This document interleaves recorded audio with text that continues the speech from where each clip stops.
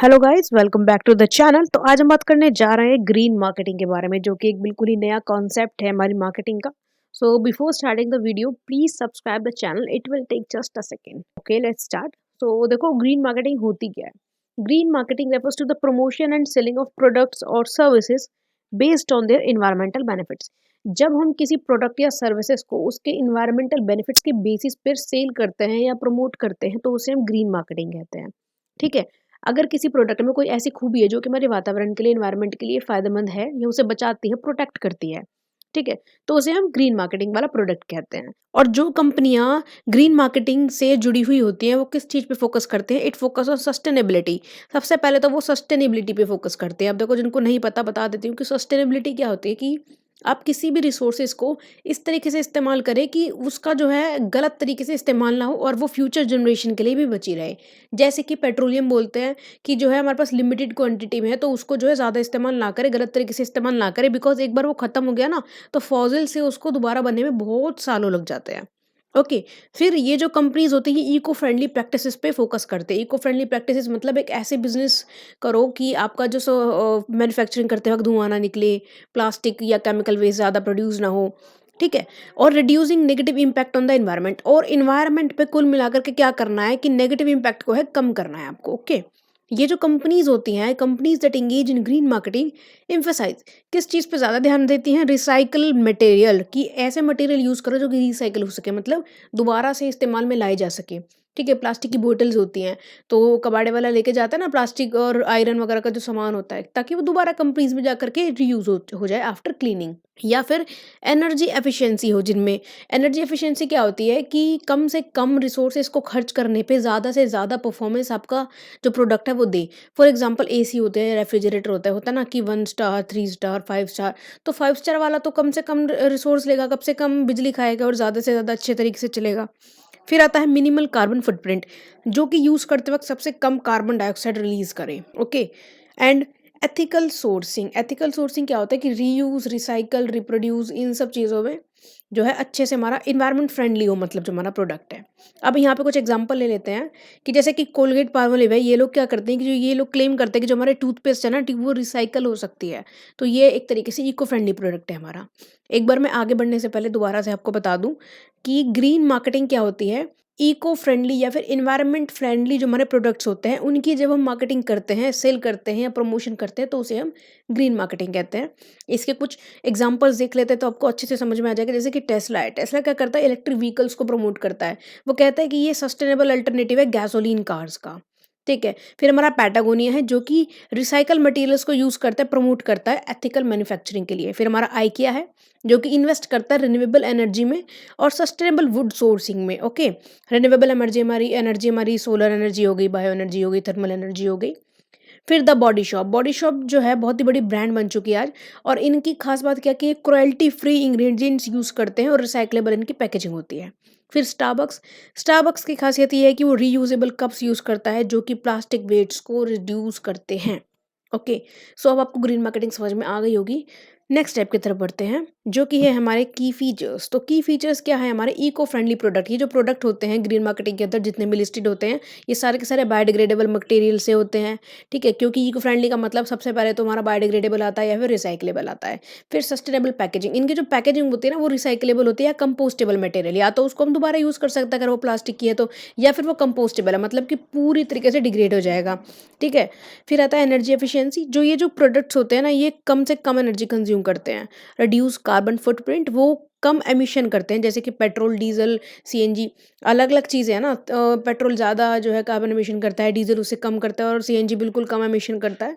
तो एक तरीके से रिड्यूस्ड कार्बन फुटप्रिंट इसी को बोलते हैं। फिर कॉर्पोरेट सोशल रिस्पॉन्सिबिलिटी, ये जो बिज़नेस होते हैं ये एक्टिवली एनवायरमेंटल कॉजेज़ से जुड़ी हुई जो चीज़ें होती हैं ना, उन्हें सपोर्ट करते हैं। अगर कोई भी एनवायरमेंटल से रिलेटेड हमारा कोई काम है तो वो नेगेटिवली इफ़ेक्ट कर रहा है तो उसे हम नहीं फॉलो करेंगे।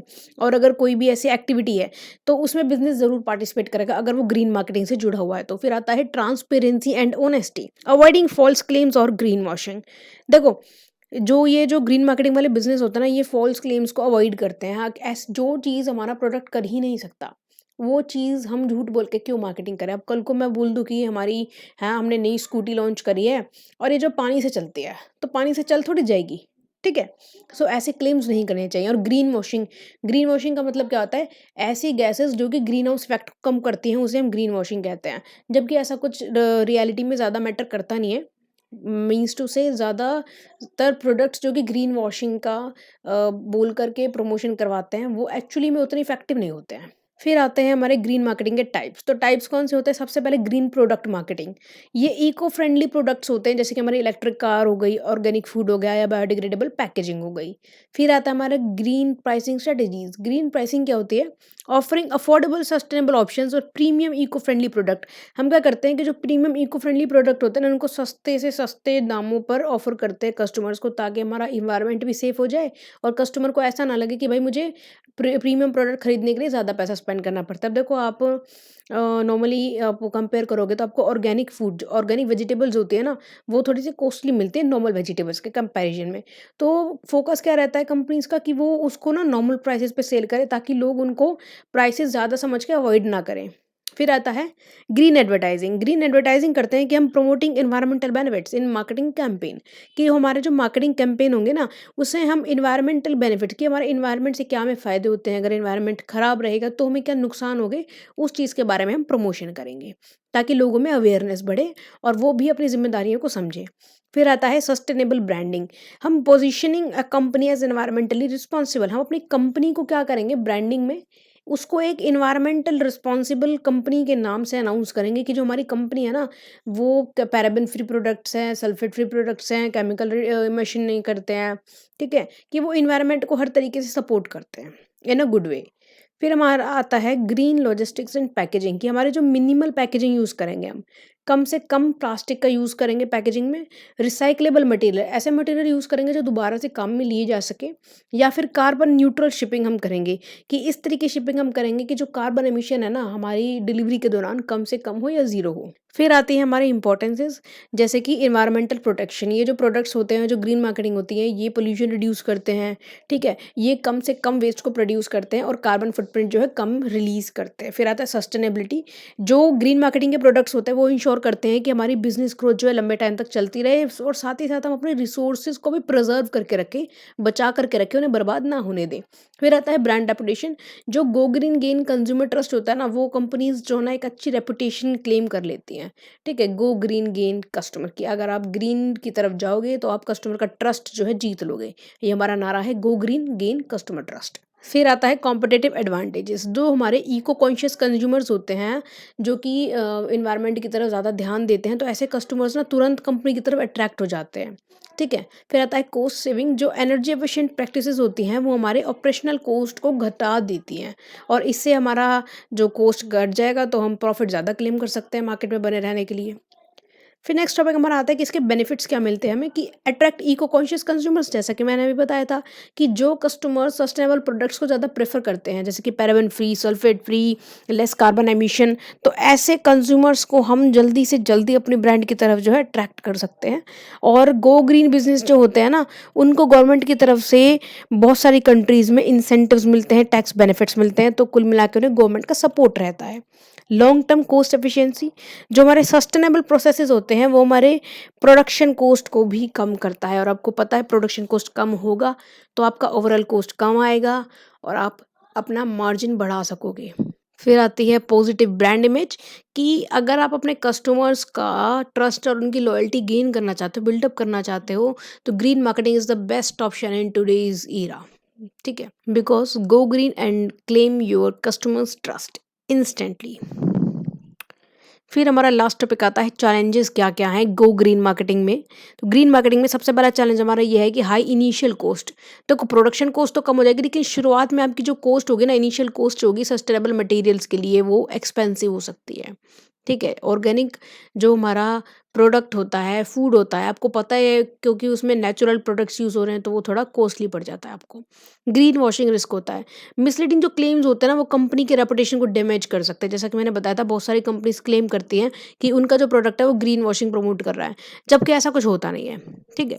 तो वो आपकी कंपनी के लिए एक गलत इमेज क्रिएट कर सकता है कि भाई ये तो झूठ बोल रहे हैं, तो इनका जो बेसिक जो चीज़ सही होगी ना, फिर वो भी आपकी कंपनी के बारे में झूठी लगेगी। फिर आता है लिमिटेड कंज्यूमर अवेयरनेस। कंज्यूमर्स जो है इंडिया में स्पेशली ग्रीन प्रोडक्ट्स की तरफ ज़्यादा अवेयर नहीं है, वो प्राइस को ज़्यादा जो है प्रेफरेंस देते हैं। फिर आता है supply chain limitations. Finding sustainable raw material and partner can be challenging. अगर आप सस्टेनेबल रॉ मटेरियल्स ढूंढ रहे हो तो वो आपके लिए बहुत मुश्किल है, बिकॉज यहाँ पर इंडिया में जो रिसोर्सेज है ना बहुत ही अंडर डेवलप्ड है। अभी यूटिलाइजेशन उनका पूरी तरीके से नहीं हो पा रहा है, बिकॉज या तो लैक ऑफ अवेयरनेस कह लो, लैक ऑफ टेक्नोलॉजी कह लो।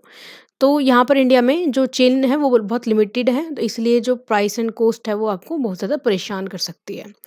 So thank you so much guys, please like share and subscribe. One more thing, हमने अपना कोचिंग सेंटर स्टार्ट किया है एजुरिश के नाम। If you wants to join coaching classes for any commerce subjects और any humanity subject in class 11th class 12th और any commerce course और humanities course, please comment down for further details. Hello.